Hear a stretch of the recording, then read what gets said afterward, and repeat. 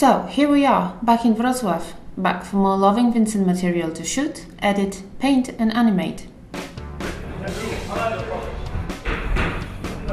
For more than a week, day in, day out, we were wasting no time to first prepare and then shoot a number of scenes that comprise a large part of Act 1 of our film. In terms of what we're doing here is that we're shooting reference footage which will later be painted in oil paintings frame by frame. And one of the big challenges that we are facing is the fact that the perspective and the distortion in Vincent's paintings is such that we're trying to morph real people into the distorted state that you have in Vincent's paintings. For this reason, we have post-production department working here alongside the shooting, so that we can be sure all these issues are addressed before we leave the studio. This is the thing which we have to deal for every shot, because what we are shooting here, it's physically correct, because we use cameras and we use physical space. In Vincent paintings, there is actually no true perspective, so we have to anticipate what is the distance between characters, what can be the real size of the object and stuff like that. There? Yeah? We shot a number of scenes with Vincent, retrospections from his troubled childhood and later artistically formative years. The director had to face the most demanding actors, kids.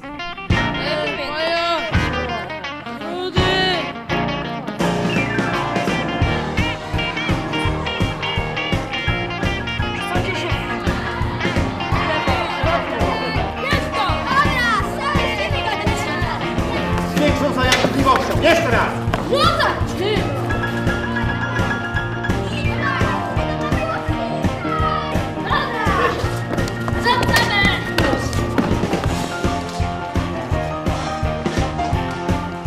Another big challenge was teaching Vincent van Gogh how to paint. Robert Gulaczyk, an actor performing Vincent, admits that the role was demanding, especially in a blue screen environment. Staram się absolutnie nie myśleć, że był wielkim malarzem. Dla mnie jest to najmniej istotne, dlatego że myślę sobie, że tego się nie da zagrać. Dla mnie najważniejsze są jakby te ludzkie historie. Bardzo długo nie wiedział, co tak naprawdę sam chce robić. Wielu rzeczy się podejmował, wiele rzeczy mu się nie udawało. Ponosił porażki, których nie potrafił ponosić.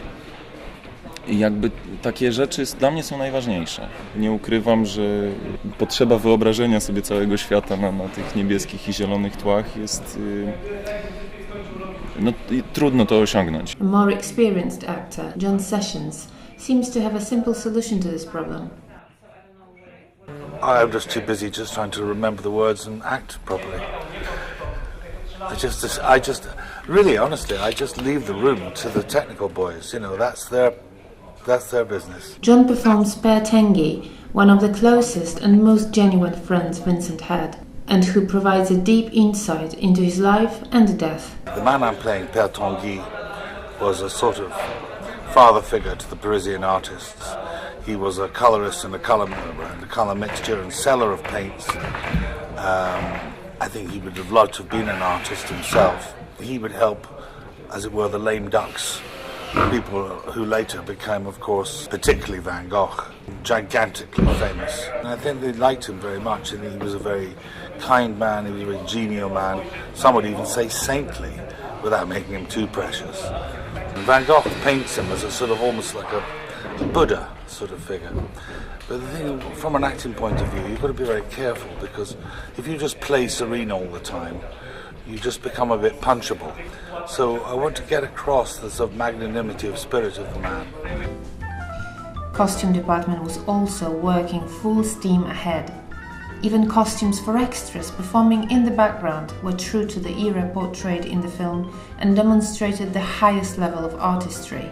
Ja wychodzę z założenia, że nawet jeżeli nie animacja, to kostium musi być prawdziwy, jeżeli opowiada o jakiejś epoce. Nawet jeżeli jest tłem, to jeżeli mówimy o Van Goghu, on oglądał tą prawdziwą ulicę z tamtych czasów. I jeżeli my wracamy do tamtych czasów nawet przez malarstwo, to musimy dotknąć tej prawdy. After 5 intense days of really hard work, tired but happy, we ended the shooting. Bardzo dziękuję, to jest kawałek, ale jest super. Dzięki. Time to pack up and get back to our Gdańsk studio to proceed with preparation of first shots to be painted.